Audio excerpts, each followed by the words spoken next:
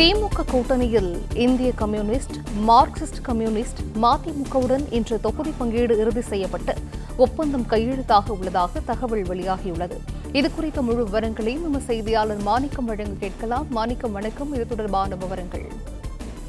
வணக்கம். திமுக கூட்டணியில் வரும் நாடாளுமன்ற தேர்தலை எதிர்கொள்வதற்கான அந்த தொகுதி பங்கீடு பேச்சுவார்த்தையில இந்திய கம்யூனிஸ்ட் கட்சி மற்றும் மார்க்சிஸ்ட் கம்யூனிஸ்ட் கட்சியினுடைய இறுதி பேச்சுவார்த்தை இன்று நடைபெற்றிருக்கிறது.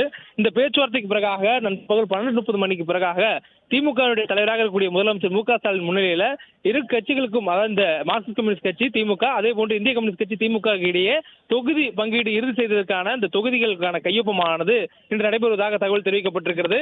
இதில் இந்திய கம்யூனிஸ்ட் கட்சி கடந்த முறை போட்டியிட்ட 2 தொகுதிகளான நாகப்பட்டினம், திருப்பூர் ஆகிய 2 தொகுதிகளை இறுதி செய்திருப்பதாகவும் தகவல் தெரிவிக்கப்பட்டிருக்கிறது. அதே வேளையில மார்க்சிஸ்ட் கம்யூனிஸ்ட் கட்சி ஏற்கனவே 5 தொகுதிகளை விருப்ப தொகுதிகளாக பட்டியலிட்டிருந்தது. அதில் மதுரை, கோவை, தென்காசி, நாகப்பட்டினம், கன்னியாகுமரி ஆகிய தொகுதிகளை பட்டியலிட்டிருந்தது. இந்த சூழல்ல கோயம்புத்தூர் தொகுதியானது மக்கள் நீதி மய்ய கட்சியினுடைய கமல்ஹாசன் அவருக்கு கொடுப்பதாக தகவல் தெரிவிக்கக்கூடிய சூழல்ல கோயம்புத்தூர் தொகுதி மட்டும் மார்க்சிஸ்ட் கம்யூனிஸ்ட் கட்சியை மாற்றக்கூடிய வாய்ப்பு இருப்பதாக ஒரு தகவல் தெரிவிக்கப்பட்டிருக்கிறது.